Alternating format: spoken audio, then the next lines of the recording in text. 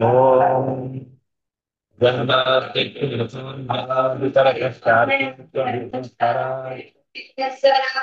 तेने ब्रह्महृदादिकवये मुह्यन्ति यं सूरयः तेजो वारिमृतां यथा वीर्यो यत्र त्रिसर्गो धाम्ना स्वेन तदा निरस्तकुहकं सत्यं परं धीमहि ब्रह्माण्डं द्वैपायनो महता तरकादिहाय पुत्रेति तन्मयतया परलोके गुरुः तं सर्वभूतहितं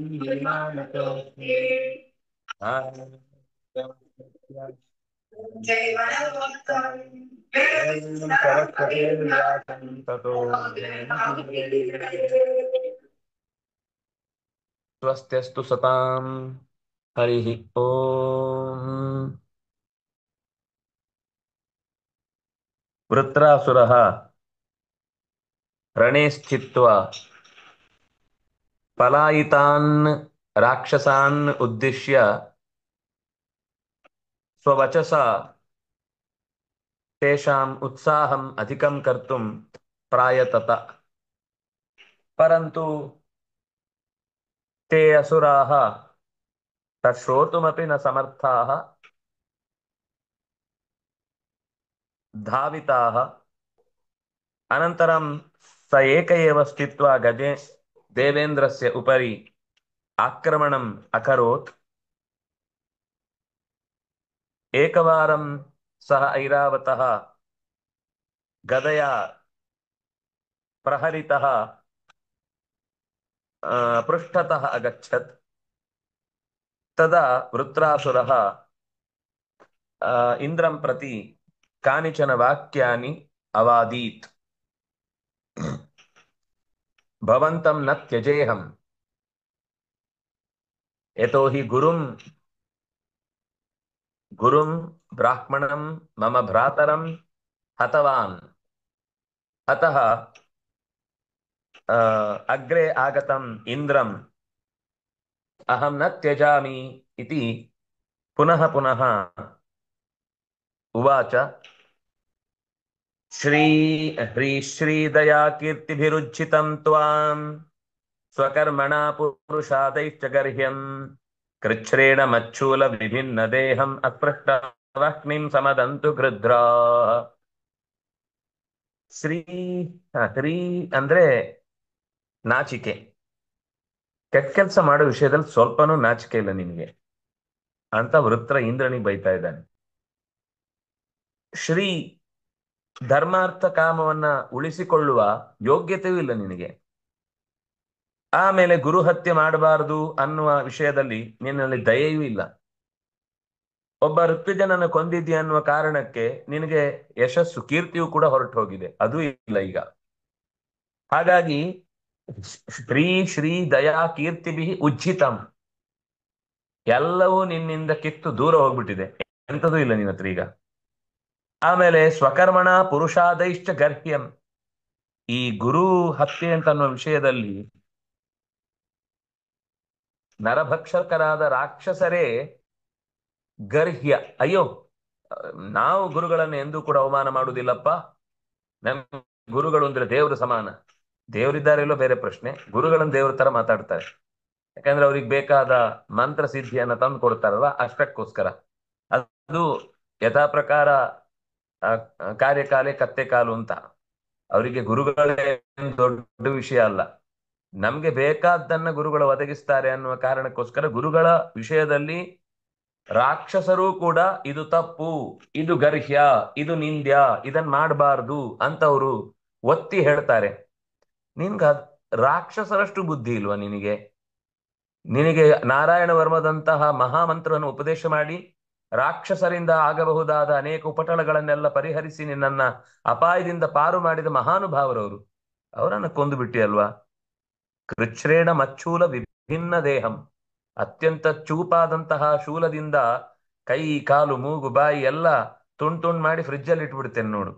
ಅಸ್ಪೃಷ್ಟವನ್ನಿಂ ಸಮದಂತು ಗ್ರಾಹ್ಯ, ನಿನ್ನ ಆ ಕೈಕಾಲು ಮೂಗು ಬಾಯಿಗಳನ್ನೆಲ್ಲ ಎತ್ತಿ ಎಸಿತೇನಲ್ವಾ, ಎಸ್ತದ್ದನ್ನ ಆ ಹದ್ದುಗಳು ತಮ್ಗೆ ಬೇಕಾದ ಒಂದೊಂದು ತುಂಡು ಸಿಕ್ಕಿತು ಅಂತ ಹೇಳಿ ತಗೊಂಡು ಹೋಗ್ಲಿ, ಅವುಗಳಿಗೆ ಹಂಚಿ ಬಿಡುತ್ತೇನೆ. ನಿನ್ನ ಶರೀರಕ್ಕೆ ಬೆಂಕಿಯ ಸಂಸ್ಕಾರನೇ ಸಿಗಬಾರದು, ಅಸ್ಪೃಷ್ಟ ವಹ್ನಿಂಗ್, ಅದು ದುರ್ಗತಿ ಅಂತ ಲೆಕ್ಕ. ಆ ಸಂಸ್ಕಾರ ಆಗದೆ ಇದ್ರೆ, ಅಗ್ನಿ ಸಂಸ್ಕಾರ ಆಗದೆ ಹೋಯಿತು ಅಂದ್ರೆ, ಕ್ರಮವಾಗಿ ಮಂತ್ರ ಪುರಸ್ಸರವಾಗಿ ನಡೀಲಿಲ್ಲ ಅಂದ್ರೆ ಅವನಿಗೆ ಸದ್ಗತಿ ಇಲ್ಲ ಅಂತ ಲೆಕ್ಕ. ಹಾಗಾಗಿ ಅಂತಹ ಸದ್ಗತಿ ಇಲ್ಲದ ರೀತಿಯಲ್ಲಿ ಮಾಡ್ತೇನೆ ನೋಡಿ ನಿನ್ನ ಶವವನ್ನ ನರಿ, ನಾಯಿ, ಹದ್ದು, ತೋಳಗಳು ಎಳೆದಾಡಿ ತಿನ್ಬೇಕು, ಹಾಗ್ ಮಾಡ್ತೇನೆ ಅಂತ ಬೈತಾನೆ. ಅನ್ಯೇತು ಏತ್ವಾನು ನೃಶಂಸಮಜ್ಞಾ ಯದ್ಯದ್ಯುತಾಸ್ತ್ರಾತ್ರ ಪ್ರಹರಂತಿ ಮಹ್ಯಂ ತೈರ್ಭೂತನಾಥಂ ಸಗಣಂ ನಿಶಾತಸ್ತ್ರಿಶೂ ತ್ರಿಶೂಲ ನಿರ್ಭಿನ್ನಗಳೈರ್ಯಜಾಮಿ.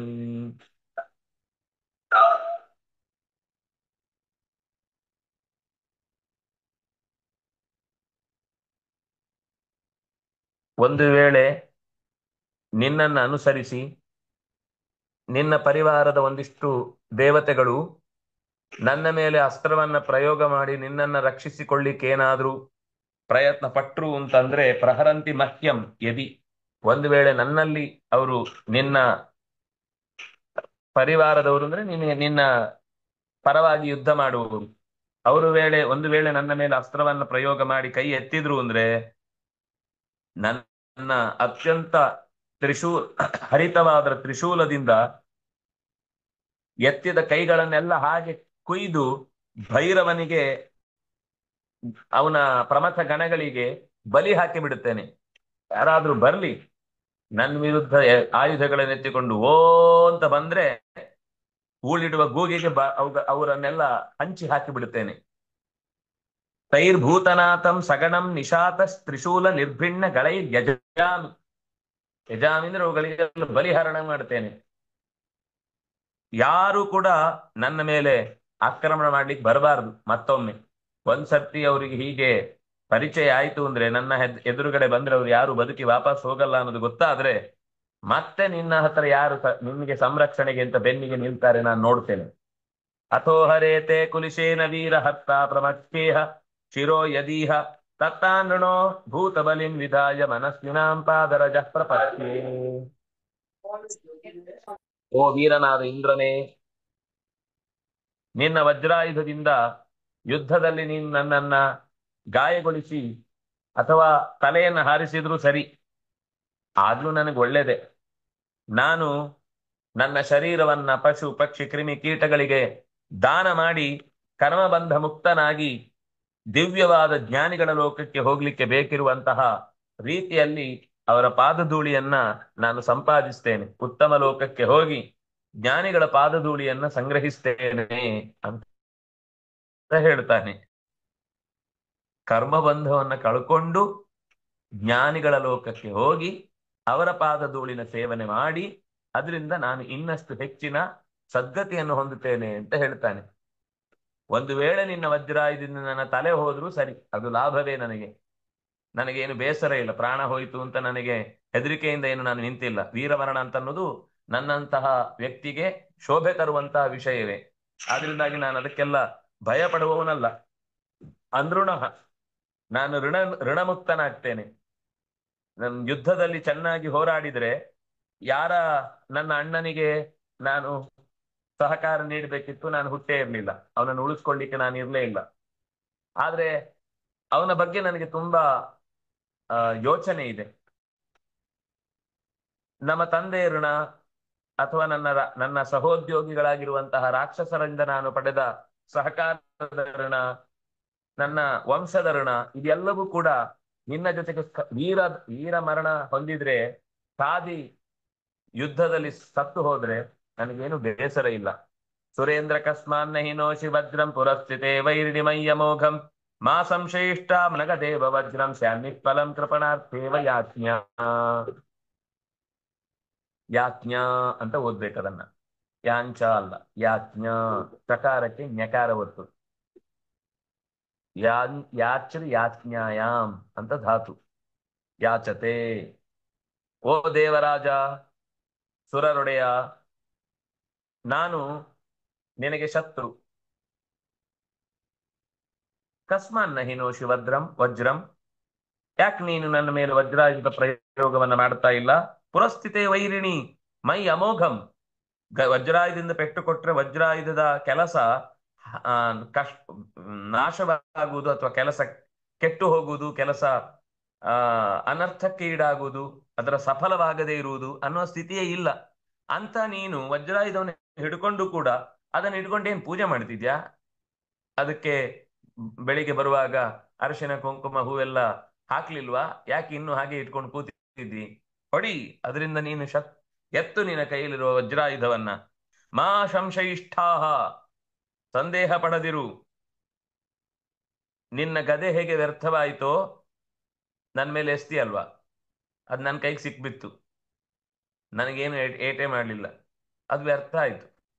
ನಿನಗೆ ನಾಳೆಯಿಂದ ಗದೆ ಇಲ್ಲ. ಗದಾಪಾಣಿಹಿ ಅನ್ನೋ ಹೆಸರನ್ನ ನಿನ್ನ ಹೆಸರಿನ ಲಿಸ್ಟ್ ಇಂದ ತೆಗೆದು ಬಿಡು.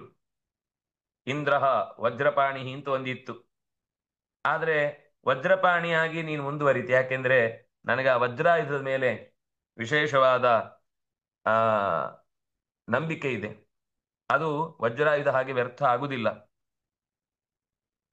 ಯಾಕೆಂದ್ರೆ ಕೆಲವೊಂದ್ ಸರ್ತಿ ಯಾರನ್ನಾದ್ರೂ ಕಳಿಸಿ ಕೆಲಸ ಆಗ್ಲಿಲ್ಲ ಅಂದ್ರೆ ಅದು ಮರ್ಯಾದೆ ಕೆಟ್ಟ ಹಾಗಾಗುತ್ತೆ. ಜಿಪುಣನ ಹತ್ರ ಹೋಗಿ ನಮ್ಗೊಂದು ದುಡ್ಡು ಕೊಡು ಅಂತ ಕೇಳಿದ್ರೆ ವಾಪಸ್ ಬಂದ್ರೆ ಹೇಗೆ ಅವಮಾನನೋ, ಹಾಗೆ ವಜ್ರಾಯುಧ ಅಲ್ಲಿ ಕೃಪಣಾರ್ಥೇವ ಯಾಜ್ಞ, ಆ ಶಬ್ದ ಹಾಗಿದೆ. ಕೃಪಣ ಅಂದ್ರೆ ಜಿಪುಣ. ಜಿಪುಣನ ಹತ್ರ ದುಡ್ಡು ಕೇಳಿದ್ರೆ ಅವ್ನು ಬೈದ್ ಕಳಿಸ್ತಾನೆ. ದುಡ್ಡು ಕೊಡ್ಲಿಲ್ಲ ಪರವಾಗಿಲ್ಲ, ಬೈದ್ ಬೇರೆ ಹೋಗ್ತಾನೆ, ಭಾರಿ ತಾನು ಸುಭಗ ಅನ್ನುವ ಹಾಗೆ. ಅಂತ ದುರ್ಗತಿ ಬೇಕಾ? ಬೇಡ. ಹಾಗೆ ನಿನ್ನ ವಜ್ರಾಯುಧದ ಪ್ರಯೋಗದಿಂದ ಒಂದು ಬೇಡಿಕೆ ವ್ಯರ್ಥವಾಯಿತು ಅನ್ನುವ ಹಾಗೆ ವಜ್ರಾಯುಧದ ಪ್ರಯೋಗದಿಂದ ನಿನಗೆ ನಿಷ್ಫಲವಾಯಿತು ಅಂತನ್ನುವಂತಹ ಪರಿಸ್ಥಿತಿ ಬರುವುದಿಲ್ಲ. ಯಾಕೆಂದ್ರೆ ವಜ್ರಾಯುಧ ಅಂತದ್ದು, ವಜ್ರಾಯುಧದ ಸಾಮರ್ಥ್ಯ ಅಷ್ಟು ದೊಡ್ಡದು ಅಂತ ಹೇಳ್ತಾ ಇದ್ದಾನೆ. ನನ್ವೇಷ ವಜ್ರಸ್ತವ ಶಕ್ರ ತೇಜಸ ಹರೇರ್ದೀಚೇಸ್ತಪಸಾ ತೇಜಿತ ತೇನೇವ ಶತ್ರುಂ ಜಹಿ ವಿಷ್ಣು ಯಂತ್ರಿತೋ ಯತೋ ಹರಿರ್ವಿಜಯ ಶ್ರೀಗುಣಾಸ್ತತಃ ತತಃ. ತುಂಬಾ ಒಳ್ಳೆ ಮಾತು. ನಾನು ಈ ಮಾತು ಹೇಳ್ತಾ ಇದ್ದೇನೆ ಯಾಕೆ ಅಂದ್ರೆ, ಇಂದ್ರ, ನಿನ್ನ ವಜ್ರಾಯುಧ ಅದು ಕೇವಲ ನಿನ್ನ ಕೈಯಲ್ಲಿ ಇದೆ ಅನ್ನೋ ಕಾರಣಕ್ಕೆ ನಿನಗೆ ಫಲ ಕೊಡ್ತಾ ಇದೆ ಅಂತ ಅನ್ಕೊಳ್ಬೇಡ. ಆ ವಜ್ರಾಯುಧ ಹರೇಹೆ ದಧೀಚೇಹೆ ತಪಸಾ ತೇಜಿತಃ, ಶ್ರೀಹರಿಯ ವಿಶೇಷವಾದ ಸನ್ನಿಧಾನ ವಜ್ರಾಯುಧದಲ್ಲಿದೆ. ಆಯುಧಾನಾಂ ವಜ್ರ ಧೇನೂನಾಮಸ್ಪಿಕಾ ಮಧುಕ್ ಅನ್ನುವಲ್ಲಿ ಆಯುಧಾನಾಂ ಅಹಂ ವಜ್ರ, ವಜ್ರದಲ್ಲಿ ನಾನು ವಿಶೇಷವಾದ ಸನ್ನಿಧಾನವನ್ನು ಹೊತ್ತು ನಿಂತಿದ್ದೇನೆ ಅಂತ ದೇವರು ಹೇಳಿದ್ದಾನೆ. ಹಾಗಾಗಿ ಈಗ ನೀನು ಎಸೆಯುವಂತಹ ವಜ್ರಾಯುಧ ಅದು ಹರಿಯ ತೇಜಸ್ಸಿನಿಂದ ತುಂಬಿದ್ದು, ಅಷ್ಟೇ ಅಲ್ಲ ದಧೀಚಿ ಮುನಿಯ ತಪಸ್ಸಿನಿಂದ ಕೂಡಿದ್ದು. ದಧೀಚಿ ಅಸಾಮಾನ್ಯ ವ್ಯಕ್ತಿ, ನಾರಾಯಣ ವರ್ಮದ ಮಹಾಜಾಪಿ, ಸಿಕ್ಕಾಪಟ್ಟೆ ಜಪ ಮಾಡಿದ ಪುಣ್ಯ ಅವನನ್ನ ಆ ವಜ್ರಾಯುಧದ ಸ್ವರೂಪಕ್ಕೆ ತಗೊಂಡು ಹೋಗಿ ನಿಲ್ಲಿಸಿದೆ. ಇಲ್ಲಾಂದ್ರೆ ಯಾರದ್ದಾದ್ರೊಬ್ಬರದ್ದು ಶರೀರವೇ ಆಯುಧವಾಗುವುದು ಅಂತಿದೆಯೋ? ಅಂತಹ ವ್ಯಕ್ತಿತ್ವ ಎತ್ತರ ಇರಬೇಕು ಅಂದ್ರೆ ಅದು ಎಂಥ ದೊಡ್ಡ ಮನಸ್ಥಿತಿ, ದೊಡ್ಡ ತಪಸ್ಥಿತಿ ಇರಬೇಕು ಅಂತ ಯೋಚನೆ ಮಾಡಿ. ಆದ್ದರಿಂದ ನೀನು ನನ್ನನ್ನು ಖಂಡಿತ ಆ ಆಯುಧದಿಂದ ಮಾತ್ರ ಸೋಲಿಸಬಲ್ಲೆ ಅಥವಾ ಕೊಲ್ಲಬಲ್ಲೆ. ವಜ್ರಾಯುಧ ನಿನ್ನ ಕೈಯಲ್ಲಿದೆ ಅಂದ್ರೆ ವಿಷ್ಣು ನಿನಗೆ ವಶವಾಗಿ ಇದ್ದಾನೆ ಅಂತ ಅರ್ಥ. ಯಾರ ಪಕ್ಷದಲ್ಲಿ ವಿಷ್ಣು ಇರ್ತಾನೋ ಆ ಪಕ್ಷದಲ್ಲಿ ವಿಜಯ, ಸಂಪತ್ತು ಮತ್ತು ಬೇರೆಲ್ಲ ಗುಣಗಳು ಕೂಡ. ಯತ್ರ ಯೋಗೇಶ್ವರ ಕೃಷ್ಣ ಯತ್ರ ಪಾರ್ಥೋ ಧನುರ್ಧರ ತತ್ರ ಶ್ರೀಹಿ ವಿಜಯ ಭೂತಿ ಧ್ರುವಾ ನೀತಿ ಮತಿರ್ಮಮ. ಅದೇ ಮಾತನ್ನ ಇಲ್ಲಿ ಹೇಳಿದ್ದು. ಯತೋ ಹರಿಹಿ ವಿಜಯ ಶ್ರೀಹಿ ಗುಣಾ ತತಃ. ಯತಃ ಯಾವ ಪಕ್ಷದಲ್ಲಿ ಹರಿ ಇದ್ದಾನೋ ಅಲ್ಲಿ ವಿಜಯ ಇದೆ, ಅಲ್ಲಿ ಶ್ರೀಹಿ ಸಂಪತ್ತು ಇದೆ, ಅಲ್ಲಿ ಗುಣಾಹ ಎಲ್ಲ ತರದ ಕ್ಷೇಮಂಕರವಾದ ಗುಣಗಳೆಲ್ಲ ಅಲ್ಲೇ ತುಂಬಿದೆ. ಆದ್ರಿಂದಾಗಿ ತೇನೈವ ವಿಷ್ಣು ಯಂತ್ರಿತ ಶತ್ರುಂ ಜಹಿ, ವಿಷ್ಣುವಿನಿಂದ ನಿಯಂತ್ರಿಸಲ್ಪಟ್ಟಿರುವಂತಹ ಆಯುಧದಿಂದ ನೀನು ಶತ್ರುವನ್ನು ಹೊಡೆದುರುಳಿಸು. ನಿನಗೆ ಜಯ ಸಿಗಬೇಕು ಅಂದ್ರೆ ವಜ್ರಾಯುಧದಿಂದ ಮಾತ್ರ ಸಾಧ್ಯ. ಉಳಿದ ಯಾವ ಅಸ್ತ್ರವನ್ನ ಹಾಕಿದ್ರು ಅದನ್ನ ನಾನು ಗುಳುಂ ಅಂತ ನುಂಗಿ ಬಿಡುತ್ತೇನೆ. ಅದು ನನಗೇನು ಉಪದ್ರ ಕೊಡಲ್ಲ. ನನ್ನನ್ನು ಯಾವ ರೀತಿಯಿಂದಲೂ ಬಗ್ಗು ಬಡಿಲಿಕ್ಕೆ ಸಾಧ್ಯ ಇಲ್ಲ ಆಯುಧದಿಂದ. ಹೀಗೆ ಅವನೇ ಹೇಳಿಕೊಡ್ತಾ ಇದ್ದಾನೆ ನನ್ನನ್ನು ಹೇಗೆ ಸೋಲಿಸ್ಬೇಕು ಅಂತ. ಎಂಥ ವಿಚಿತ್ರ ಶತ್ರು, ಎಂಥ ವಿಚಿತ್ರ ವಿಲನ್ ಗೊತ್ತಿಲ್ಲ. ಅಹಂ ಸಮಾಧಾಯ ಮನೋ ಯಥಾ ಸಂಕರ್ಷಣಸ್ತಚ್ಚರಣಾರವಿಂದೆ ತದ್ವಜ್ರರಂಹೋ ಲುಳಿತ ಗ್ರಾಮ್ಯಪಾಶೋ ಗತಿಂ ಮುನೇರ್ಯಾಮ್ಯಪ ಯಾಮ್ಯಪ ವಿದ್ಧಲೋಕಃ ಅಪವಿದ್ಧಲೋಕಃ.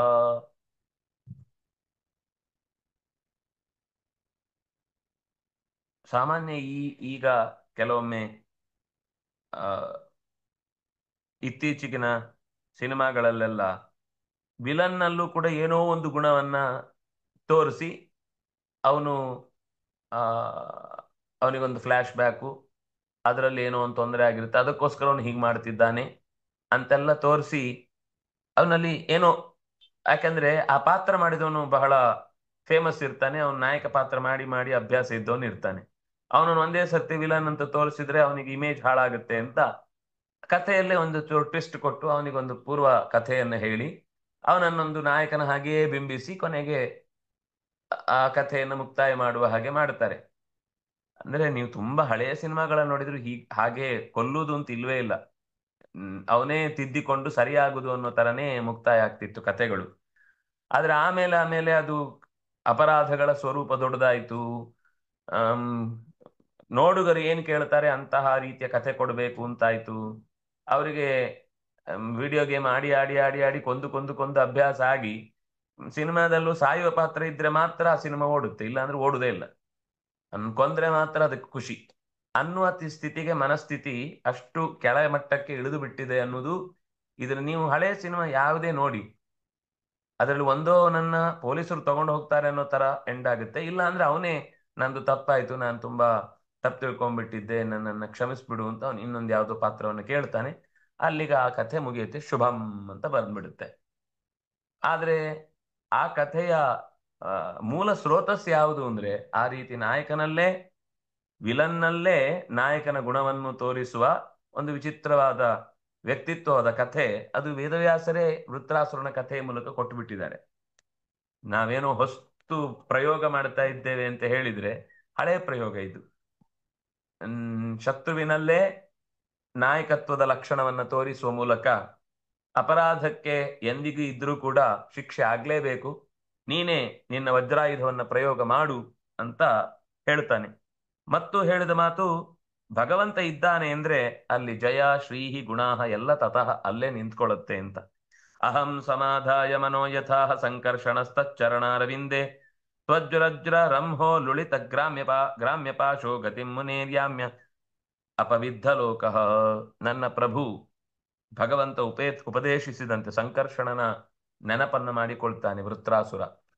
ಸಂಕರ್ಷಣನ ರೂಪ ನನಗೆ ಉಪದೇಶ ಮಾಡಿದ ಹಾಗೆ ಭಗವಂತನ ಚರಣಾರವಿಂದಗಳಲ್ಲಿ ಮನಸ್ಸನ್ನಿಟ್ಟು ಏನ್ ಕೆಲಸ ಮಾಡಿದ್ರು ಅದು ಪೂರ್ಣವಾಗುತ್ತೆ.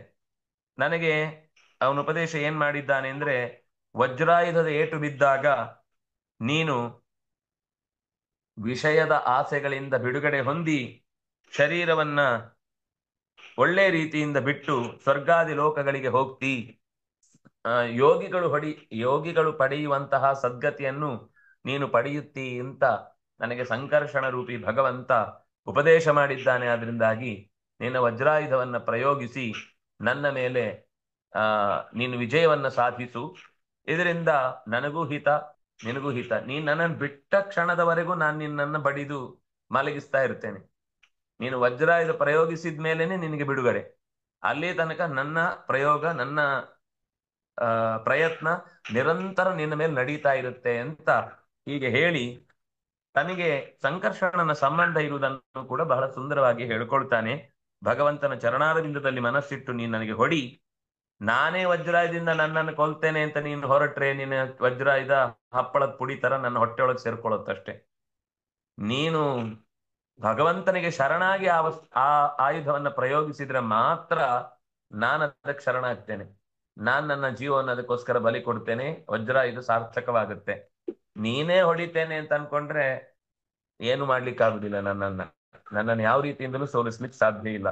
ಪುಂಸಾಂ ಕೆಲೈಕಾಂತ ಧಿಯಾಂ ಸ್ವಕಾನಾಂ ಯಾ ಸಂಪದೋದಿ ಭೂಮೌರಸಾಯಾಂ ನರಾತಿ ಯಸ್ಮಾನ್ ಭಯಮುದ್ವೇಗ ಆದಿಂ ಕಲೀಯತನಂ ಸಂಪ್ರಯಾಸಃ. ಭಗವಂತ ಏಕಾಂತ ಭಕ್ತರಿಗೆ ಈ ಸ್ವರ್ಗದಲ್ಲಿ, ಭೂಮಿಯಲ್ಲಿ, ಪಾತಾಳದಲ್ಲಿ ಇಲ್ಲೆಲ್ಲ ಯಾವ ಸಂಪತ್ತು ಕೊಟ್ಟವ್ರನ್ನ ಮತ್ತೆ ಅಲ್ಲಿಗೆ ಹೋಗಿ ಅಂತ ತಳ್ಳಲ್ಲ. ದೇವರು ಮಾತ್ರ ಬೇಕು ಅಂತನ್ನೋನಿಗೆ, ಯಾಕೆಂದ್ರೆ ಆ ಉಳಿದಂತೆ ಯಾವುದೇ ಸಂಪತ್ತು ಕೊಟ್ಟರೂ ಕೂಡ ನರಾತಿ ಯಸ್ಮಾತ್ ಯಾಕೆ ಕೊಡುವುದಿಲ್ಲ ಅಂದ್ರೆ, ಭೂಮೌ ರಸಾಯಾಮ್ ದಿವಿ ಯಾಹ ಸಂಪದ ಸ್ವಕಾನಾಂ ನರಾತಿ. ರಾತಿ ಅಂದ್ರೆ ಕೊಡುವುದು, ನರಾತಿ ಅಂದ್ರೆ ಕೊಡುವುದಿಲ್ಲ, ರಾಧಾನೆ. ಅವನು ಕೊಡುವುದಿಲ್ಲ. ಯಾಕೆಂದ್ರೆ ಈ ಸಂಪತ್ತು ಹೇಗೆ ಅಂದ್ರೆ, ಭೂಮಿಯಲ್ಲೋ ಅಥವಾ ಸ್ವರ್ಗದಲ್ಲೋ ಅಥವಾ ರಸಾಯಾಮ್ ಅಥವಾ ಪಾತಾಳದಲ್ಲೋ ನಮಗೆ ಏನಾದ್ರೂ ಒಂದು ಸಂಪತ್ತು ಸಿಕ್ಕಿದ್ರೆ ಆ ಸಂಪತ್ತು ಶತ್ರು ಭಯದಿಂದ ಕೂಡುತ್ತೆ, ಉದ್ವೇಗದಿಂದ ಸೇರುತ್ತೆ, ಚಿಂತೆ ಹತ್ತುವಂತೆ ಮಾಡುತ್ತೆ, ಮದವನ್ನು ಭರಿಸುತ್ತೆ. ಅಯ್ಯೋ ಏನಪ್ಪಾ ಇದನ್ನು ಹೇಗೆ ರಕ್ಷಣೆ ಮಾಡುವುದು ಅನ್ನುವ ಒದ್ದಾಟ ಇರುತ್ತೆ. ಅದರ ಜೊತೆಗೆ ಪರಸ್ಪರ ನಮ್ಮೊಳಗೇನೆ ಆ ಸಂಪತ್ತು ನನಗ್ ಬೇಕು ಅಂತ ಕಲಹಕ್ಕೆ ಕಾರಣವಾಗುತ್ತೆ. ಇನ್ನು ಆ ಸಂಪತ್ತು ಏನ್ ಮಾಡುವುದು ಅಂತ ಗೊತ್ತಾಗದೆ ದುರ್ವ್ಯಸನಗಳಿಗೆ ಒಳಗಾಗಿ, ದುಶ್ಚಟಗಳಿಗೆ ಒಳಗಾಗಿ ಅದನ್ನ ಹೇಗಾದ್ರೂ ಖರ್ಚು ಮಾಡಬೇಕು, ಲೆಕ್ಕ ತೋರಿಸ್ಬೇಕು, ಏನಾದ್ರೂ ಇಲ್ಲ ಅಂದ್ರೆ ಟ್ಯಾಕ್ಸ್ ಕಟ್ಟಬೇಕು ಅನ್ನೋ ಭಯಕ್ಕೆ ಇಲ್ಲ ಸಲ್ಲದ ಖರ್ಚುಗಳ ಮಧ್ಯದಲ್ಲಿ ಯಾರಿಗೋಸ್ಕರ ಖರ್ಚು ಮಾಡಬೇಕು ಅಂತನೂ ಗೊತ್ತಿಲ್ಲದೆ ಸುಮ್ಮನೆ ಆಯಾಸ ಪಡಬೇಕಾಗತ್ತೆ. ದುಡ್ಡಿದ್ರೂ ಆಯಾಸ ರೀ. ಕೆಲವರಿಗೆ ದುಡ್ಡು ಸಂಪಾದಿಸೋದಕ್ಕೆ ಆಯಾಸ ಪಟ್ರೆ, ಕೆಲವರು ದುಡ್ಡು ಖರ್ಚು ಮಾಡೋದಕ್ಕೆ ಆಯಾಸ ಪಡ್ತಾರೆ. ಆ ಆಯಾಸ ತುಂಬಾ ಸುಲಭದ್ದಲ್ಲ ಅದು. ಆ ಆಯಾಸದ ಜೊತೆಗೆ ಟೆನ್ಷನ್ ಫ್ರೀ, ಚಿಂತೆ ಫ್ರೀ, ಕಲಹ ಫ್ರೀ, ಉದ್ವೇಗ ಫ್ರೀ, ಎಲ್ಲವೂ ಫ್ರೀ. ಇಲ್ಲಿದ್ರೆ ದುಡ್ಡಿಲ್ಲ ಅನ್ನೋ ವ್ಯಥೆ ಮಾತ್ರ ಬಿಟ್ರೆ ಬೇರೆ ಯಾವುದೂ ಇರಲ್ಲ. ದುಡ್ಡಿದ್ದವನಿಗೆ ನೂರು ಚಿಂತೆ, ದುಡ್ಡಿದ್ದವನಿಗೆ ದುಡ್ಡಿಲ್ಲ ಅಂತ ಮಾತ್ರ ಚಿಂತೆ. ಈ ದುಸ್ಥಿತಿಯ ನಡುವೆ ದೇವರು ತನ್ನ ಭಕ್ತನಿಗೆ ಎಂದೂ ಕೂಡ ಲೌಕಿಕ ಸಂಪತ್ತನ್ನ ಕೊಡಲ್ಲ. ಯಾಕೆಂದ್ರೆ ಅವನಿಗೆ ಸಂಪತ್ತು ಕೊಟ್ರೇನೆ ಅವನನ್ನ ಕೆಡಿಸಿದ ಹಾಗೆ. ಅದಕ್ಕೋಸ್ಕರ ದೇವರು ಅವನಿಗೆ ಲೋಕದಲ್ಲಿ ಬರುವಂತಹ ಈ ಉದ್ವೇಗಕ್ಕೆ ಕಾರಣವಾಗುವ ಸುಖಕ್ಕೆ ಚ್ಯುತಿ ತಾರುವಂತಹ ಸಂಪತ್ತನ್ನ ನೀಡುವುದಿಲ್ಲ. ನಾನು ಅಂತಹ ಸಂಪತ್ತಿನ ಭಗವಂತನನ್ನೇ ಮತ್ತೆ ಮತ್ತೆ ಪಡೆಯುವಂತಹ ಏಕಾಂತ ಸಂಪತ್ತನ್ನ ನಾನು ಹೊಂದುವುದಕ್ಕೆ ಬಯಸ್ತೇನೆ. ತ್ರೈವರ್ಗಿಕಾಯಾಸ ವಿಘಾತಮಸ್ಪತ್ ಪತಿರ್ವಿಧತ್ತೆ ಪುರುಷಸ್ಯ ಶಕ್ರ ತೇನಾನುಮೇಯೋ ಭಗವತ್ ಪ್ರಸಾದೋ ಯೋ ದುರ್ಲಭೋ ಕಿಂಚನ ಗೋಚರೋ. ಧರ್ಮ, ಅರ್ಥ, ಕಾಮಗಳು ಉಂಟು ಮಾಡುವಂತಹ ಆಯಾಸ ಅದು ಹೇಳತೀರದ್ದು, ಮುಗಿಯುವುದೇ ಇಲ್ಲ. ಒಂದಾದ್ಮೇಲೆ ಒಂದು ಸಮಸ್ಯೆಗಳು ಬರ್ತಾ ಇರುತ್ತೆ. ಆದ್ರೆ ಏಕಾಂತ ಭಕ್ತರಿಗೆ ಈ ತ್ರೈವರ್ಗಿಕ ವಿಧವಾದ ಆಯಾಸ, ವಿಘಾತ, ನೆನಪು ಶಕ್ತಿ ಕಳೆದು ಹೋಗುದು, ಅವ್ಯವಸ್ಥೆ ಉಂಟಾಗುದು, ಇಂಥದ್ದು ಯಾವುದು ಆಗಲ್ಲ. ಹೇ ಶಕ್ರ, ನಮ್ಮ ಪ್ರಭು ಶ್ರೀಹರಿ ಆಯಾಸವಿಲ್ಲದಂತೆ ಅನುಗ್ರಹಿಸುವುದೇ ದೊಡ್ಡ ಭಾಗ್ಯ. ಆ ನನಗೆ ಈ ಯಾವ ಆಯಾಸದ ಬಗ್ಗೆಯೂ ತಲೆಗೆ ಹೋಗ್ತಾ ಇಲ್ಲ. ನನಗೆ ದೇವರು ಒಲಿದಿದ್ದ ಅನ್ನೋದಕ್ಕೆ ಇದೇ ಸಾಕ್ಷಿ. ನಾನು ಸೋತ್ರೇನು ನಂಗೆ ಟೆನ್ಷನ್ ಆಗ್ತಿಲ್ಲ, ನನ್ ಗೆದ್ರು ಖುಷಿ ಪಡಬೇಕು ಅಂತ ಅನ್ನಿಸ್ತಿಲ್ಲ. ದೇವರ ಸಂಕಲ್ಪ ಸರಿಯಾಗಿ ನಡೆಸ್ಬೇಕು, ನನ್ನ ಕರ್ತವ್ಯ ನಾನು ಮಾಡಬೇಕು ಅಂತ ಅನ್ನೋದಕ್ಕೋಸ್ಕರ ಮಾತ್ರ ದೈತ್ಯರ ಪರವಾಗಿ ನಾನು ಹೋರಾಡ್ತಾ ಇದ್ದೇನೆ. ನಾನು ದೈತ್ಯರ ಪರವಾಗಿದ್ದೇನೆ ಅಂತಂದ್ರೆ ನಾನು ದೇವರ ವಿರುದ್ಧ ಇದ್ದೇನೆ ಅಂತ ಅರ್ಥ ಅಲ್ಲ. ದೈತ್ಯರ ಪರವಾಗಿ ದೇವರೇ ನನ್ನನ್ನು ಇಟ್ಟದ್ದಾದ್ರಿಂದ, ಎಷ್ಟು ವಿಚಿತ್ರವಾದ ವೇದಾಂತ. ನನ್ನನ್ನ ದೈತ್ಯರ ಪರವಾಗಿ ಇಟ್ಟಿದ್ದಾನೆ, ಅವನೇ ಇಟ್ಟು ನನ್ನ ಹತ್ರ ಯುದ್ಧ ಮಾಡ್ಲಿಕ್ಕೆ ಕೆಲಸ ಕೊಟ್ಟಿದ್ದಾನೆ. ಅದರಿಂದಾಗಿ ಅದನ್ನ ನಿಷ್ಠೆಯಿಂದ ಮಾಡಿ ಅದೇ ಪ್ರಾಣವನ್ನ ಭಗವಂತನಿಗೋಸ್ಕರ ಮೀಸಲಾಗಿಟ್ಟಿದ್ದೇನೆ. ಆದ್ರಿಂದಾಗಿ ನನಗೆ ಯಾವ ಭೌತಿಕ ಸಂಪತ್ತಿನ ಬಗೆಗೆ ಚಿಂತೆಯೇ ಇಲ್ಲ. ಇಂಥ ಅನುಗ್ರಹ ಆ ಭೌತಿಕ ಸಂಪತ್ತಿನ ಬಗೆಗೆ ಆಸೆ ಪಡೆದವರಿಗೆ ಮಾತ್ರ ಸಿಗುತ್ತೆ. ಭೌತಿಕ ಸಂಪತ್ತು ಬರಬಹುದು, ದೇವರೇ ಕೊಡಬಹುದು. ಅವನ ಆಸೆ ಪಟ್ಟು ಕೊಟ್ರೆ ಅದು ಚಿಂತೆ. ಅವನು ಆಸೆ ಪಡದೆ ದೇವರೇ ಕೊಟ್ರೆ ಆ ಚಿಂತೆಯೂ ಅವನಿಗಿರುವುದಿಲ್ಲ, ನೆಮ್ಮದಿಯಾಗಿರ್ತಾನೆ. ದುಡ್ಡು ಬರ್ತಾ ಇರುತ್ತೆ, ಹೋಗ್ತಾ, ಹೇಗ್ ಬರುತ್ತೆ ಗೊತ್ತಿಲ್ಲ. ಮನೆ ಆಯ್ತು, ವಾಸ ಮಾಡ್ಲಿಕ್ಕೆ ಶುರು ಮಾಡ್ದ. ಮಡದಿ ಮಕ್ಕಳಾಯ್ತು, ಅವ್ರ ಜೊತೆ ಕುಳ್ತ. ಅಧ್ಯಯನಕ್ಕೆ ಶಿಷ್ಯರು ಸಿಕ್ಕಿದ್ರು, ಅವ್ರಿಗೆ ಪಾಠ ಮಾಡ್ದ. ಅವನ್ ಬಯಸದೇನೆ ಎಲ್ಲ ಬರ್ತಾ ಇರುತ್ತೆ, ತನ್ ಪಾಡಿಗೆ ತಾನು ಹೋಗ್ತಾ ಇರುತ್ತೆ. ಅವ್ನು ಎಲ್ಲೂ ಅಂಟುಕೊಳ್ಳುವುದೇ ಇಲ್ಲ. ಯಾಕೆಂದ್ರೆ ಅವ್ನು ಇದು ಯಾವುದಕ್ಕೋಸ್ಕರ ದೇವರನ್ನು ಕೇಳಿದ್ದಲ್ಲ, ದೇವ್ರು ನೀನ್ ಬೇಕು ಅಂತ ಅದನ್ನೆಲ್ಲ ಬಳಸ್ಕೊಳ್ತಾ ಇರುವುದು. ಆದ್ರಿಂದಾಗಿ ಸಂಪತ್ತನ್ನ ಕೇಳಿ ದೇವ್ರ ಹತ್ರ ಪಡ್ಕೊಂಡ್ರೆ ಅದು ಟೆನ್ಷನ್. ದೇವರು ಬೇಕು ಅಂತ ಕೇಳಿದ್ದಕ್ಕೆ ದೇವರು ಸಂಪತ್ತು ಕೊಟ್ರೆ ಅದು ಟೆನ್ಷನ್ ಲೆಸ್ನೆಸ್, ಏನು ಯೋಚನೆ ಇರುವುದಿಲ್ಲ, ಏನು ಕಿರಿಕಿರಿನೇ ಬರಲ್ಲ. ಯಾಕೆಂದ್ರೆ ಅದು ಅವನ್ ಟೆನ್ಷನ್. ನಾನೇ ಸಂಪತ್ತು ಕೊಟ್ಟದ್ದು, ಅಯ್ಯೋ ಆಡಿಟ್ ನಾನೇ ಮಾಡಬೇಕು, ಲೆಕ್ಕ ತಪ್ಪದಾಗ ನಾನೇ ನೋಡ್ಬೇಕು, ಅವನು ಎಲ್ಲೆಲ್ಲಿ ಕೊಟ್ಟಿದ್ದಾನೋ ಅಲ್ಲಿಗೆ ನಾನೇ ಸೇರಿಸ್ಬೇಕು, ಅವನ ಟ್ಯಾಕ್ಸ್ ಅನ್ನು ನಾನೇ ಕಟ್ಟಬೇಕು ಅಂತ ದೇವರಿಗೆ ಟೆನ್ಷನ್. ಯಾಕೆಂದ್ರೆ ಸಂಪತ್ತು ಕೇಳಲೇ ಇಲ್ಲ, ಅವನು ನೀನೇ ಕೊಟ್ಟದ್ದು, ಅದನ್ನ ನೀನೇ ನೋಡ್ಕೋಬೇಕು ಅಂತ ಅವ್ನ ದೇವ್ರ ಮೇಲೆ ಭಾರ ಹಾಕಿ ಆರಾಮಾಗಿ ಇದ್ದು ಬಿಡ್ತಾನೆ. ಇದು ತುಂಬಾ ಚಂದ ಈ ಮುಖ. ಆ ಉಪಾಸನೆ ನಾವು ಏನ್ ಅನ್ಕೋತೀವಿ ಅಂದ್ರೆ ದೇವ್ರ ಉಪಾಸನೆ ಮಾಡಿದವನಿಗೆಲ್ಲ ಲೋಕದ ಫಲವೇ ಇಲ್ಲ, ಅವನಿಗೆ ಬರೀ ಕಷ್ಟ, ಅವನು ಬರೀ ಗಂಜಿ ಉಟ್ಕೊಂಡು ಕುತ್ಕೋಬೇಕು, ಯಾವ್ದೋ ಮಡಿಪಂಚೆ ಇಟ್ಕೊಂಡು ಮೂಗಿಡ್ಕೊಂಡು ದೇವಸ್ಥಾನದೊಳಗೆ ಜುಟ್ ಬಿಟ್ಕೊಂಡು ಹಾರಾಡ್ತಾ ಇರಬೇಕು, ಅವನಿಗೆ ಲೋಕದ ವ್ಯವಹಾರದ ಬಗ್ಗೆ ಸಂಪರ್ಕವೇ ಇರುವುದಿಲ್ಲ, ಅವನಿಗೆ ಜಮಾನದಲ್ಲಿ ಯಾರೂ ಕೂಡ ಗೌರವೇ ಕೊಡುದಿಲ್ಲ, ಅವನು ಔಟ್ಡೇಟೆಡ್ ಆಗ್ತಾನೆ ಅಂತ ಹೀಗೆಲ್ಲ ಏನೇನೋ ತಪ್ಪು ಕಲ್ಪನೆ ಇದೆ. ಆದ್ರೆ ಭಗವಂತನ ಭಕ್ತರಿಗೆ ಇದ್ಯಾವ್ ನಿಜವಾದ ಭಕ್ತ ಆಗಿದ್ರೆ ದೇವರೇ ನನ್ನನ್ನ ರಕ್ಷಿಸ್ತಾನೆ ಅಂತ ನಂಬಿ ತನ್ನ ಕರ್ತವ್ಯದಲ್ಲಿ ಯಾವತ್ತೂ ಕೂಡ ಹಿಂದೇಟು ಹಾಕದೆ ಮುಂದುವರೆದದ್ದು ಹೌದಾದ್ರೆ ಮುಂದೆ ನಡೆಸುವ ಕೆಲಸ ಅವನದ್ದು. ಮುಂದೆ ಜವಾಬ್ದಾರಿ ತೆಗೆದುಕೊಂಡು ಈ ಭಕ್ತನನ್ನ ಸರಿಯಾದ ಗುರಿಯನ್ನ ಮುಟ್ಟಿಸ್ಬೇಕು ಅಂತ ಯೋಚನೆ ಬರಬೇಕಾದ ಅವನಿಗೆ, ಅವನು ನೋಡ್ಕೋತಾನೆ. ನಮ್ ಕೆಲಸ ನಾವು ಮಾಡ್ಬೇಕು, ನಮ್ ಕರ್ತವ್ಯ ನಾವು ನಿರ್ವಹಿಸ್ಬೇಕು, ಉಳಿದಿದ್ದಲ್ಲ ಅವನ ಜವಾಬ್ದಾರಿ. ಹಾಗಾಗಿ ಭೌತಿಕ ಸಂಪತ್ತು ಯಾರು ಬಯಸ್ತಾನೋ ಅವನಿಗೆ ಭಗವತ್ ಸಂಪತ್ತು ಸಿಗುದು ಕಷ್ಟ, ಅದು ಸಿಗುದೇ ಇಲ್ಲ. ಅಹಂ ಹರೇ ತವ ಪಾದೈಕ ಮೂಲ ದಾಸಾನುದಾಸೋ ಭವಿತಾಸ್ಮಿ ಭೂಯಃ ಮನಸ್ಮರೇತಾನು ಆತ್ಮಪತೆ ಗುಣಾನ್ನೋ ಗೃಣೀತವಾ ಕರ್ಮ ಕರೋತಿ ಕಾರಣ.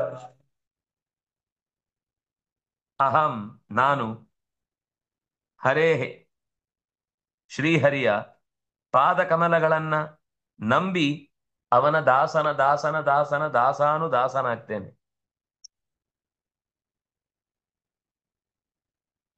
ಯಾವುದೋ ಒಂದು ಹಾಡು, ನಿನ್ನ ನಿನ್ನ ದಾಸರ ಮನೆಯ ದಾಸರ ದಾಸರ ದಾಸ ನಾನು, ಏನೇನೋ ಹೇಳ್ಕೊತಾರ ಅವ್ರು, ನಾನು ಕೀಳು ದಾಸ, ಹುಚ್ಚು ದಾಸ, ಇನ್ನೇನೇನೋ ಆ ಶಬ್ದಗಳನ್ನ ಹೇಳಿ, ಅಂದ್ರೆ ದೇವರಿಗೆ ದಾಸರಾದವರಿಗೆ ದಾಸರಾದವರಿಗೆ ದಾಸರಾದವರಿಗೆ ದಾಸರಾಗುವುದು ಕೂಡ ದೊಡ್ಡ ಯೋಗ ಅಂತ.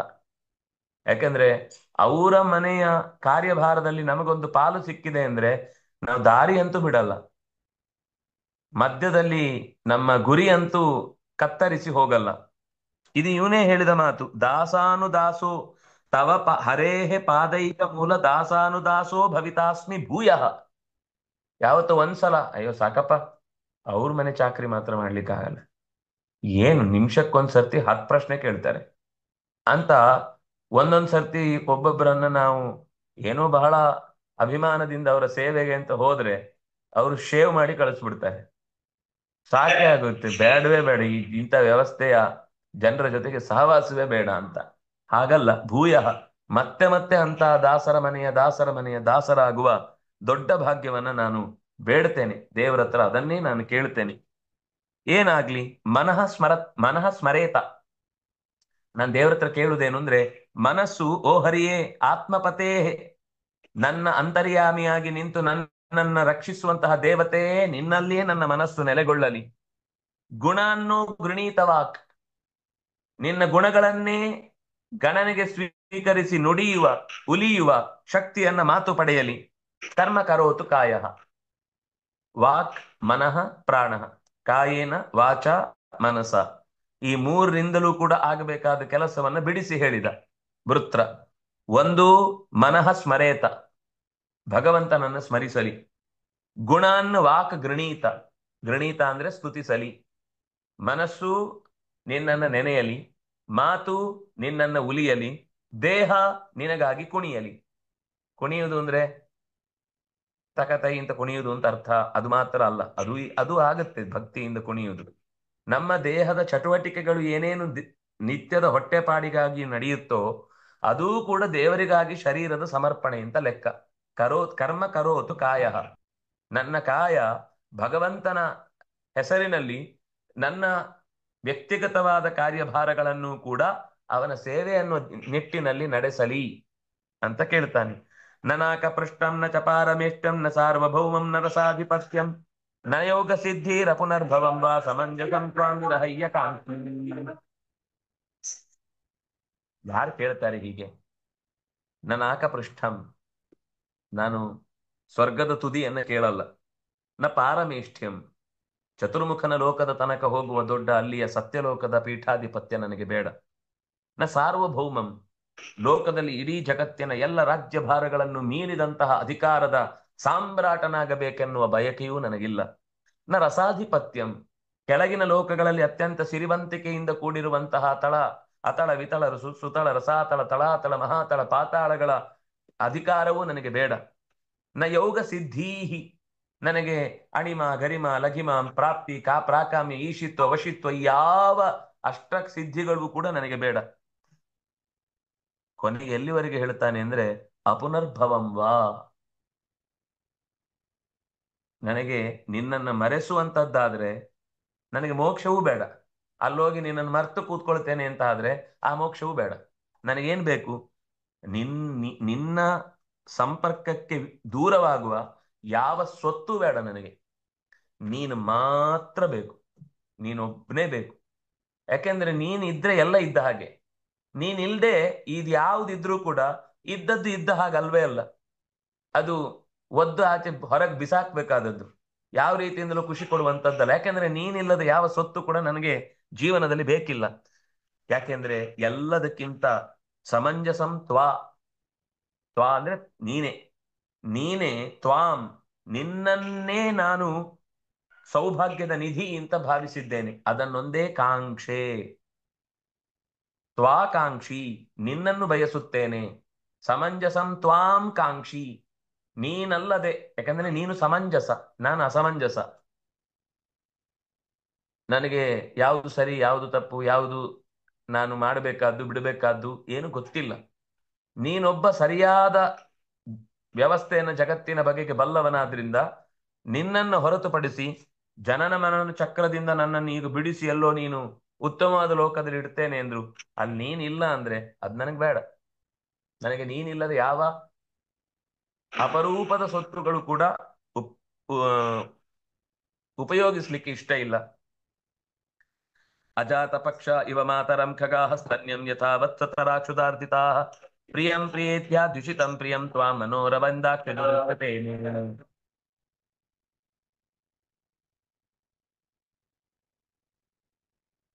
ರೆಕ್ಕೆ ಬಲಿಯದ, ಕಣ್ಣು ಬಿಡಿಸದ, ಮೊಟ್ಟೆಯಿಂದ ಈಗ ತಾನೇ ಹೊರ ಜಗತ್ತಿನ ಗಾಳಿಯೂ ಕೂಡ ಬೀಸಿದಾಗ ಅಯ್ಯೋ ಬಿರುಗಾಳಿ ಬಂತು ಅಂತ ಬೆದರುವ ಪುಟ್ಟ ಮರಿಗಳು ತನ್ನ ತಾಯಿಯಿಂದ ಅಕಸ್ಮಾತ್ ಎಲ್ಲಿಯಾದ್ರೂ ಚೂರು ದೂರವಾದ್ರೆ ಹೇಗೆ ಕಂಗೆಟ್ಟು ಹೋಗುತ್ತೋ ಹಾಗೆ ನಾನು ನಿನ್ನಿಂದ ದೂರವಾದ್ರೆ ಕಂಗೆಟ್ಟು ಬಿಡ್ತೇನೆ. ಈಗ ತಾನೇ ಹಾಕಿದ ಪುಟ್ಟ ಕರು, ಅದಕ್ಕಿನ್ನೂ ನಿಂತು ನಡಿಲಿಕ್ಕೆ ಅಭ್ಯಾಸ ಆಗಿಲ್ಲ. ತಾಯಿ ಅದನ್ನ ನೆಕ್ಕಿ ಅದರ ಮೈಯ ಬಲವನ್ನ ಹೆಚ್ಚಿಸಬೇಕು. ಅಕಸ್ಮಾತ್ ಆ ಕರುವಿಗೆ ತಾಯಿಯ ಸ್ಪರ್ಶ ಸಿಗದೆ ಎಲ್ಲಿ ತಾಯಿ ಅಂತ ತನ್ನ ಅರಳು ಕಣ್ಣಿನಿಂದ ಹುಡುಕುವ ಸ್ಥಿತಿಯಲ್ಲಿ ತಾಯಿ ಸಿಗಲಿಲ್ಲ ಅನ್ನೋ ವ್ಯಥೆಗೆ ಒಳಗಾಗುತ್ತೋ ಹಾಗೆ ತಾಯಿಯ ಹಾಲು ಸಿಗದೆ, ತಾಯಿಯ ನೆಕ್ಕುವಿಕೆ ಸಿಗದೆ, ತಾಯಿಯ ಮೂಸುವಿಕೆ ಸಿಗದೆ ಮರಿಯೊಂದು ಕರು ಹೇಗೆ ತನ್ನ ವಿರಹವನ್ನ ಹೇಳಿಕೊಳ್ಳಿಕ್ಕಾಗದೆ ಅಂಬಾ ಅಂತ ಕಿರುಚುತ್ತೋ, ನನ್ನ ಪರಿಸ್ಥಿತಿ ನೀನ್ ಸಿಗದೆ ಇದ್ರೆ ಹಾಗೆ. ಪ್ರಿಯಂ ಪ್ರಿಯೇವಾ ದ್ಯುಷಿತಂ ಪ್ರಿಯಂ ತ್ವಾಂ, ಬರ್ತಾನೆ ಅಂತ ಹೇಳಿರ್ತಾನೆ ವ್ಯಾಪಾರ ಮುಗಿಸಿ ಗಂಡ. ಮಡದಿ ಜೀವದಲ್ಲಿ ಜೀವವನ್ನಿಟ್ಟುಕೊಂಡು ಅವನಿಗೋಸ್ಕರ ಕಾಯ್ತಿರ್ತಾಳೆ. ಆದ್ರೆ ಆ ಹೊತ್ತಿಗೆ ದೂರದ ಪ್ರವಾಸದಲ್ಲಿ ಇದ್ದದ್ರಿಂದ ಮಳೆ ಜೋರು ಬಂತು. ಮಳೆ ಜೋರು ಬಂದ್ರೆ ಅವಳಿಗೆ ನಿಶ್ಚಯ ಗಂಡ ಬರಲ್ಲ, ಬರ್ಲಿಕ್ಕೆ ಆಗಲ್ಲ, ಬರ್ಲಿಕ್ಕೆ ಪ್ರಾಕೃತಿಕ ಸಮಸ್ಯೆಗಳೇ ಇವೆ. ಆಗ ಅವಳು ಹೇಗೆ ಪರಿತಪಿಸ್ತಾಳೋ ಹಾಗೆ ನನ್ನ ಮನಸ್ಸು ನಿನ್ನನ್ನ, ಅಂದ್ರೆ ಇದು ಎಲ್ಲ ರೀತಿಯಿಂದ ಬೇರೆ ಬೇರೆ ಉದಾಹರಣೆಗಳ ಮೂಲಕ ತನ್ನ ಒಂದು ಮಿತಿಯನ್ನ ಅದು ಪರಿಚಯಿಸ್ತಾ ಇದೆ. ಅವನೇ ಪರಮ ಪುರುಷ, ಉಳಿದವರು ನಾವೆಲ್ಲ ಸಾಮಾನ್ಯ ಸ್ತ್ರೀಯರು ಅಂತ ಅರ್ಥ. ವೃತ್ರಾಸುರ ಹೇಳಲಿಕ್ಕೆ ಎಂತ ಬೃಹದಾಕಾರದ ಪೌರುಷ ರೂಪವನ್ನ ತೋರಿ ದೇವತೆಗಳನ್ನು ಬೆದರಿಸಿ ಹೇಗೆಲ್ಲ ಆರ್ಭಟಿಸಿದ್ನೋ, ಅವನೀಗ ಹೇಳುವ ಮಾತು ನಾನು ಪುರುಷ ಅಲ್ಲ, ನಾನೊಂದು ಸ್ತ್ರೀ.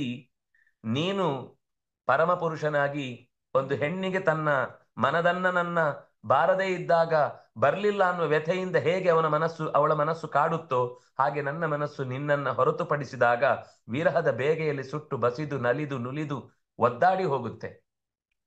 ನೀನು ಬೇಕು ನನಗೆ ಅನ್ನುವ ಮಾತನ್ನ ಹೇಳ್ತಾ ನನ್ನ ಮನಸ್ಸು ಕೇವಲ ಅರವಿಂದಾಕ್ಷ ದಿದೃಕ್ಷತೇಮೆ, ನಿನ್ನ ನಸೆಯಾದ ಅರಳಿದ ಕೆಂಬಣ್ಣದ ಕೆಂದಾವರೆಯ ಆ ದೃಷ್ಟಿ ನನ್ನ ಮೇಲೆ ಬೀಳ್ಲಿ ಅಂತನೋ ಒಂದೇ ಬಯಕೆಯಿಂದ ಕಾತರಿಸ್ತಾ ಇರುತ್ತೆ. ಇನ್ನು ಜಗತ್ತಿನ ಯಾವ ಸುಖ ಸೌಖ್ಯಗಳ ಸುಪ್ಪತ್ತಿಗೆಗಳ ಅಂತಸ್ತುಗಳ ಪ್ರತಿಷ್ಠೆಗಳ ಒಲವೂ ನನಗಿಲ್ಲ. ನನಗೆ ಬೇಕಿರುವುದು ನಿನ್ನನ್ನು ಕಾಣುವ ತವಕ. ನಿನ್ನನ್ನು ಕಾಣುವ ತವಕ ಒಂದು ಬಿಟ್ರೆ ಇನ್ನೇನೂ ಜಗತ್ನಲ್ಲಿ ನನಗಿಲ್ಲ. ಮಮೋತ್ತಮ ಶ್ಲೋಕ ಜನೇಶು ಸಖ್ಯಂ ಸಂಸಾರ ಚಕ್ರೇ ಭ್ರಮತ ಸ್ವಕರ್ಮಭಿ ದಾರಗೇ ಆಸಕ್ತ ಚಿತ್ತೇಶನನಾಥ ಭೂಯಾತ್. ನಾಥ, ಉತ್ತಮ ಕೀರ್ತಿಶಾಲಿಗಳಾದಂಥವರ, ವಿಶೇಷವಾಗಿ ನಿನ್ನ ಭಕ್ತರ ಗೆಳೆತನವೇ ನನಗೆ ಬದುಕಿನುದ್ದಕ್ಕೂ ಮತ್ತೆ ಮತ್ತೆ ಮತ್ತೆ ಸಿಗಲಿ. ಜನ್ಮ ಜನ್ಮಾಂತರಗಳಲ್ಲೂ ನಿನ್ನನ್ನು ಪ್ರೀತಿಸುವವರೇ ನನಗೆ ಜೊತೆಗಾರರಾಗಲಿ. ನನ್ನ ಕರ್ಮಗಳಿಂದಾಗಿ ಈ ಸಂಸಾರ ಚಕ್ರದಲ್ಲಿ ನಾನು ಸುತ್ತುತ್ತಿರುವಾಗ ನನಗೆ ಬಂಧಕ ಶಕ್ತಿಯಾಗಿ ಈ ಸಂಸಾರದ ಎಲ್ಲ ಸಂಬಂಧಗಳು ಏನು ಬರುತ್ತೋ ಅಂತಹ ಸಂಬಂಧಗಳು ನನಗೆ ಬಂಧಕ ಶಕ್ತಿಯಾದ್ರೆ ಅದನ್ನು ಬಿಡಿಸಿಕೊಳ್ಳುವ ರೀತಿಯಲ್ಲಿ ನನಗೆ ಉಂಟಾಗಲಿ ಹೊರತು ಇಂತಹ ಸಂಬಂಧ ನಾಥ ನಭೂಯಾತ್, ಮತ್ತೆ ಸಂಸಾರದ ಕಡೆಗೆ ಎಳೆಯುವಂಥವರ ಬಂಧ ನನಗೆ ಬೇಡ. ಮತ್ತು ಸಂಸಾರದ ಕಡೆಗೆ ಆಸಕ್ತಿ ಬೆಳೆಯುವಂಥವರ ಸಂಬಂಧ ಅಂತ ಅದು ಏನೇ ಇರ್ಬೋದು, ಅದು ಮಿತ್ರರಿರ್ಬೋದು, ಹೆಂಡತಿ ಮಕ್ಕಳಿರ್ಬೋದು, ಗಂಡಂದಿರಿರ್ಬೋದು, ಬಂಧುಗಳಿರ್ಬೋದು, ಇನ್ನೇನೇ ಇರ್ಬೋದು, ಜಗತ್ತಿನ ಜೊತೆಗೆ ಮತ್ತೆ ಬೆಸೆಯುವಂತಹ ರೀತಿಯ ಭಾವವನ್ನು ಅವರು ಹುಟ್ಟಿಸ್ತಾರೆ ಅಂದ್ರೆ ಅಂಥವರ ಜೊತೆಗೆ ನನ್ನ ಜೀವವನ್ನೇ ಇಡಬೇಡ, ಬಿಡಿಸ್ಬಿಡು. ಭಗವಂತ ಬೇಕು ಅನ್ನೋರ ಜೊತೆಗೆ ಎಷ್ಟು ಬೇಕಾದ್ರೂ ಗೆಳೆತನ ಸಿಗಲಿ. ಭಗವಂತ ದೇವ್ರ ದಿನರಲ್ಲಿ ಅದು ಹಬ್ಬದ ದಿವಸ ಒಂಚೂರು ಚಂದ ಮಾಡಿ ಒಂದು ಸೀರೆ ಹಾಕೊಂಡು ಓಡಾಡ್ಕೊಂಡು ಒಂದು ಪಂಚೆ ಇಟ್ಕೊಂಡು ದೇವಸ್ಥಾನಕ್ಕೆ ಹೋಗಿ ಒಂದು ತಿಲಕ ಹಾಕೊಂಡು ಓಡಾಡಿ ಬಂದ್ರೆ ಮುಗೀತು. ಮತ್ತೆ ಕಟ್ಟಿಟ್ಟ ಬುತ್ತಿ ಅದು ಫೋಟೋದಲ್ಲಿ ಮಾತ್ರ, ಆಗ ಫೋಟೋದಲ್ಲಿ ಬರುತ್ತೆ ಇವರು ಕೂಡ ಹಿಂದೂಗಳು ಅಂತ ಆವಾಗ ಗೊತ್ತಾಗುತ್ತೆ. ಅಲ್ಲಿ ತನಕ ಮುಖ ನೋಡಿದ್ರೆ ಒಂದು ಗೊತ್ತಾಗಲ್ಲ, ಸ್ಮಶಾನ ವೈರಾಗ್ಯ ಬರಬೇಕು ಅವ್ರ ಮುಖ ನೋಡಿ, ಹಾಗಿರ್ತಾರೆ. ಅಂತ ವ್ಯಕ್ತಿಗಳು ಕಾಲಕ್ಕೆ ತಕ್ಕ ಕೋಲ ಹಾಕುವ, ಕಷ್ಟ ಬಂದಾಗ ಮಾತ್ರ ವೆಂಕಟರಮಣ ಅಂತ ಬೊಬ್ಬೆ ಹೊಡೆಯುವಂತಹ ಒಳ್ಳೆಯ ಸಂಬಂಧ ನಮಗೆ ಬೇಡವೇ ಬೇಡ ಅಂತ ದೇವರನ್ನ ಕೇಳಿಕೊಳ್ತಾನೆ ಅನ್ನುವಲ್ಲಿಗೆ 11ನೆಯ ಅಧ್ಯಾಯ ಮುಕ್ತಾಯವಾಗುತ್ತೆ. ಮತ್ತೆ ನಾವು ನಾಳೆಯ ಚಿಂತನೆಯಲ್ಲಿ, ನಾಳೆ ಆಗತ್ತಾ ದ್ವಾದಶಿ?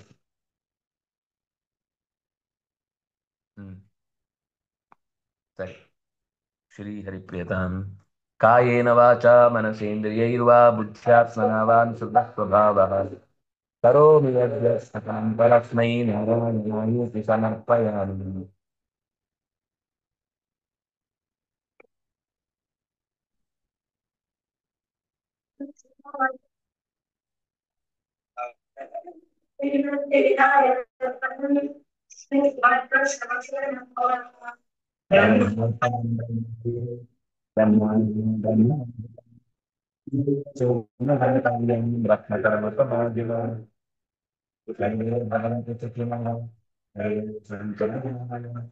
ಸರ್ವೇ ಭದ್ರಾಣಿ ಪಶ್ಯಂತು ಮಾ ಕಶ್ಚಿತ್ ದುಃಖಭಾಗ್ಭವೇತ್.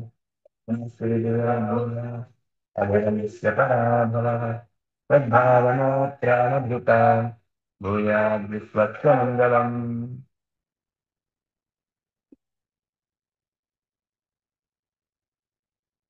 ಶ್ರೀ ಹರಿಪ್ರಿಯತಾಂ. ಕೃಷ್ಣಾರ್ಪಣಮಸ್ತು.